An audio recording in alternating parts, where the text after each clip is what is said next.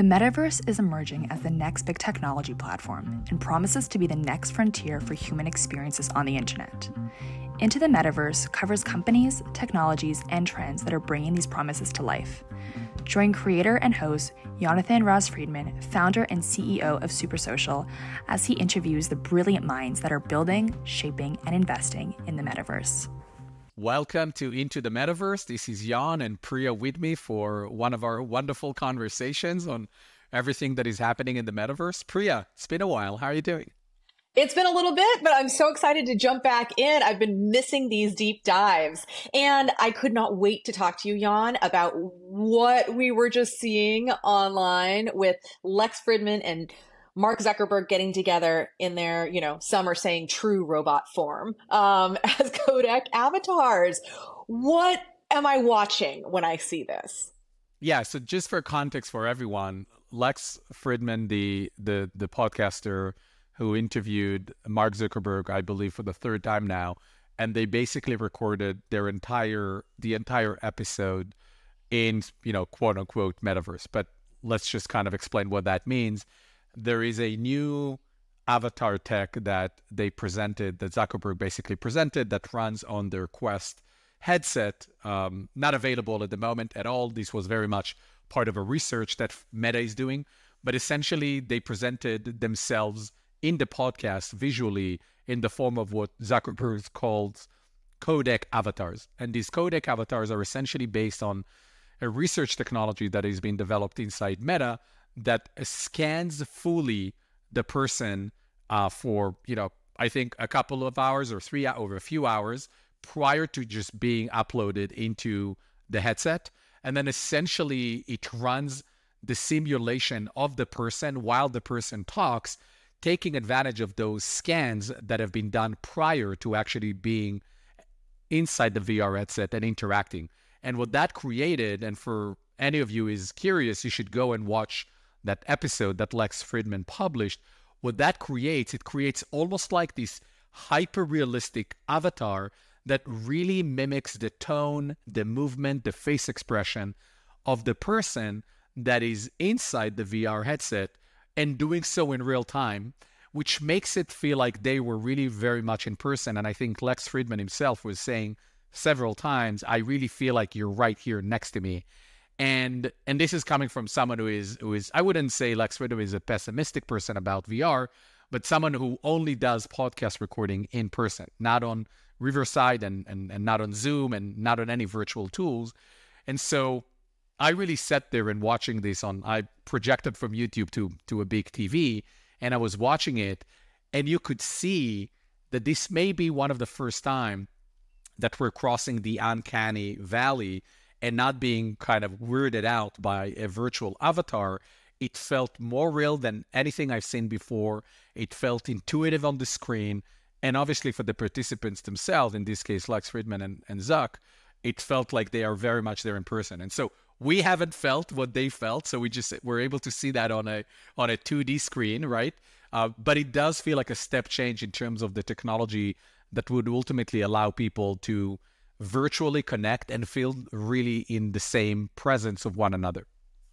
I think that's exactly what was so fascinating about this, is that it's such a leap from the avatars that we're used to seeing, which are animated. Certainly, Meta has been made fun of for some of their avatars in the past. But this is like not just the next generation. We're talking multiple generations further. And, do you remember we saw a preview of this? Mark Zuckerberg at a previous Meta conference had shown what it was that they were coming up with and that Codec Avatars were in the future. I don't think I realized how close they were to being out in the world. Now, again, as you said, this is not available for anyone to just buy their home equipment and start using it. But the fact that they're able to share it in this way and to have Lex Fridman actually participate in it, I thought was fascinating. And then another piece that you pointed out was how realistic it felt. And I thought it was very touching how Lex kind of jokingly was saying, you've got two of the most monotone people in the world who are using this technology. And he said most of the times people say, I need to I need to have more facial movements or animation. And he said, but in this technology, you can see the small movements. You can see that, we're not as monotone as it may seem otherwise. And I thought that was very touching because it's offering that true human connection that we're looking for and that we're often missing with some of the technology that's out there right now. So I just thought this was mind blowing. 100%. It was definitely mind blowing. And I think that in between the lines, you could hear that this is not something that is coming out anytime soon. He even mentioned that he had to go to a place in Pittsburgh to go into a studio where they did his scan. And so obviously it's not something he did in his house. I think ultimately the key is going to be that we can scan ourselves pretty quickly through our mobile phones and just upload ourselves as an avatar and interact and communicate directly. I mean, think about how fun it would be, Priya, to even record our podcast and just feel like we're there in person. And it relates to some other stuff, we talked about in the past. What does it feel like when people are in a studio together, running a show or doing a conversation, if it's a podcast or an interview or a news show, et cetera, et cetera. And I think if this is kind of the level of the technology that is going to be in the palm of our hands, even if it's 3 to 5 years away, it definitely gives people, I think, a glimpse of what is coming down the pipeline in a very vivid way and in a way that I think until now we haven't really seen unless we're watching a movie, if it's Westworld or Ex Machina, et cetera, where you can see that the robots are essentially mimicking real human expression. This is the first time that we're seeing a demo of a technology that actually brings that to life. And it's not a visualization of a human that is on the other side. It's actually an avatar. It just looks completely human. And you've mentioned the face expression and the eye movements and the eyebrows. And I mean, yes, wow. I mean, it's so exciting. It's also kind of scary that it really feels like it's around the corner. But it's great to be able to see what's coming down the pipeline. And if you're working at Meta or you're an investor in Meta, it definitely makes you feel a bit more encouraged that you're seeing real progress being made on how these things come to life. That's right. We've been talking about a metaverse winter for a while now, and it felt like, ooh, a little sign of a thaw, a sign of spring, a sign of things to come. So that was really, really interesting.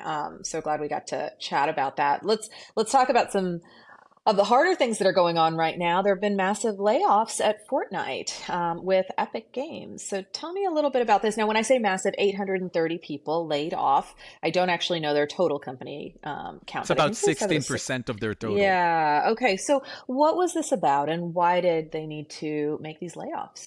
Well, I think the official language that was used from, Epic Games, and they published a letter that the CEO, Tim Sweeney, wrote to the employees. I think the official wording was revenue is not growing as fast as our expenses, and they're cutting expenses. They want to focus on their core business lines, all of which makes sense. And that's not a bad thing necessarily. And obviously I've read some backlash from folks in the industry that felt this wasn't necessary, potentially, that Epic is a company that generates billions of dollars every year, and they didn't really potentially have to let go of this group of people. But look, in between have to and wanting, there is a difference. At the end of the day, as a business, as a company, executives and leadership has to do what they believe is the right thing for the business. Obviously, it's a really, really tough outcome to lay off almost 900 people. I don't envy any CEO that needs to make that choice. But I also think that Epic Games is in a stage where it's already thinking about an IPO. Potentially. And if that is the case, then they want to strengthen their balance sheet. They want to strengthen their profitability, especially in the economic landscape where people today, investors, institutional investors, care about profitability, care about how much cash you're generating as a business. We're kind of past the point of just caring about growth, especially with the landscape at the moment. And so I think regardless of what came out, if they are thinking about an IPO, focusing on their core business lines makes sense. Making sure that they have a strong balance sheet makes sense. But definitely it's not great for the landscape and for the industry that 900 people are laid off. But it's an opportunity for younger companies and uprising startups and rising game studios to really look at who are the people that were laid off and try and hire some great talent. We've seen it before from big tech over the past 12 months, right? Meta laid off a lot of people. Salesforce laid off a lot of people. I mean, every single big tech company laid off thousands of people. And so I think what we're seeing from Epic is in line, even percentage-wise, right? 10 to 15% is in line with what we've seen from other big technology companies. And Epic is a large company, and if they laid off 16% of their workforce, right, it means that it's a company of anywhere between 5 to 6,000 employees. That's not a big tech company, but it's a substantial company. I mean, just for context, it's almost twice as big as Roblox, right? Roblox is about 25, 30, 100 employees. Sounds like Epic is pretty much double that in terms of size. And so trimming down seems like was important for them at this stage of the business, as difficult as it is.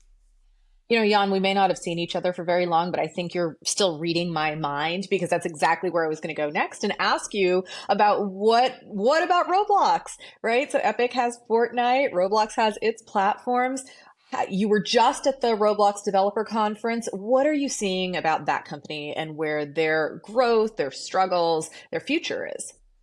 Well, I think what the Roblox developer conference was incredibly impressive in terms of just showing the continuous evolution of the platform and seeing the technologies that they're building, the tools and the capabilities that they're making available for their creators. There has been a lot of focus on AI. There's been a lot of focus on avatar goods and UGC creations. There is a lot of focus around making creation and the ability to generate revenue for creators a bigger part of the platform, and providing opportunities for developers and creators to make more money and turn their passion into a living. And so I think all of that has been very impressive.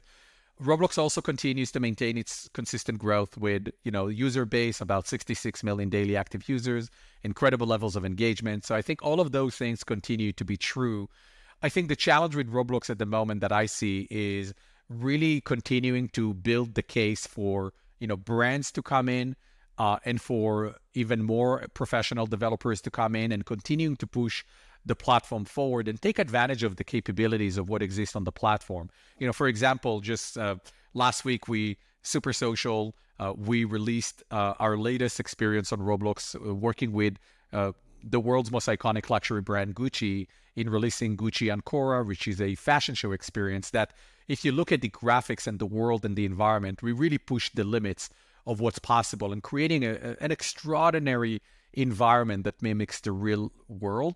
And I think what we want to do and continue to do, and I believe that's part of what is really exciting for Roblox, is number one, pushing the boundaries of what's possible on the platform. And number two, how do we create things that are going to actually make it possible for players to continue and generate content themselves, where everyone can become a creator, no matter what your skill set is. And I think ultimately the biggest challenge is to continue and evolve the platform, continue and mature the platform, ensure that Roblox is able to not only attract but retain older demographics who are able to spend more money on the platform. And so all in all, in short, the momentum continues to be strong across the category. You see that with Roblox, you see that with Fortnite and UEFN, despite the layoffs. And I think there is a real momentum that I think, where it's clear we're still at a very early stage of this category, that I kind of think of as the immersive internet. We're evolving the internet into 3D. And I believe that Roblox and UEFN are really two platforms that are going to continue and play an instrumental role in showing us what the future of the internet might look like in 3D. Well, and of course, when we talk about kind of immersive technologies, immersive gaming, of course, the metaverse, one of the stumbling blocks has often been that people say, oh, you're talking about in headset. And you have long said, no, we're just talking about any place where you have that immersive experience. It does not need to have a headset. But I would love to ask you one more question about Meta before we go, ending where we started, because they have a new headset coming out. Meta Quest 3 is going to be coming out shortly. So what's new and exciting about this headset? Well, I think what Meta Quest 3, and I haven't had a chance yet to play with it, and hopefully will do soon, but I think from what I've seen in the publication of the device, it's the first mainstream device that is what Meta calls mixed reality, which essentially means that it's not just an isolated VR device where you can't see anything. It's actually digital content that is superimposed in the physical world. And so it's a device where you can actually do a lot of things virtually. And those things, if it's games or productivity or working with your colleagues, they're all layered inside the physical world. And that's kind of the big change, the big new that they're announcing with Quest 3. Also, it's twice as more performative and capable than the previous device, the Quest 2. They've announced a bunch of new applications, including Roblox, that is now officially available on the MetaQuest, which is huge because, Roblox has 66 million daily active users. Yeah. It's the world's largest platform of 3D experiences. And so to me, before I even put my hands on the device, it seems like a great step in the right direction. The price tag is reasonable, $499 if you compare that to, the $3,500 of the Vision Pro. So it's obviously more accessible, relatively more affordable. Time will tell how much of a mainstream device it really is in terms of sales. It definitely feels like a step in the right direction, but I maintain my former point of view in which these devices are going to gradually evolve to become more and more important. I do believe that at least for the next several years, we're going to continue and access 3D experiences primarily from 2D devices like mobile, like console, PC, etc., while the use cases for investing in buying these devices, either for enterprises or for individuals, continue to grow and continue to be something that we feel, wow, this is something I want to buy. In the long term, though, I truly believe that all of these technologies that we're seeing, if it's Codec Avatars, and if it's Vision Pro, and if it's the Quest 3, I genuinely believe that all of these are steps in an ultimate eventuality where these devices are literally going to be tiny things on our face, like glasses, or even in the form of contact lenses, because that is the only way something can really become seamless and everyone wears it because it's just part of our life. Just like the iPhone became something we're putting in our pocket, we're not going to put a VR device or a mixed reality device or the Vision Pro in our pockets.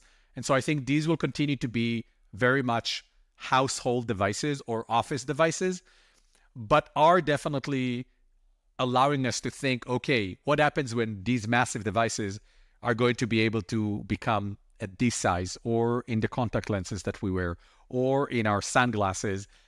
And that's probably a 5, 10, 15-year journey. But I think this is where we're heading, and this is where these companies are pushing to. Well, think about how fast that's going to come, Jan. In the blink of an eye, we're going to be there. So exciting Especially when stuff. you're an adult. Life moves fast. That's right. Measure it through the age of our children. Well, it's great to see you again, Jan. And, take care until we talk again. Thanks you, Priya. See you next time. Thank you so much for listening to this week's episode of Into the Metaverse. We hope you learned a lot and explored new aspects of the Metaverse.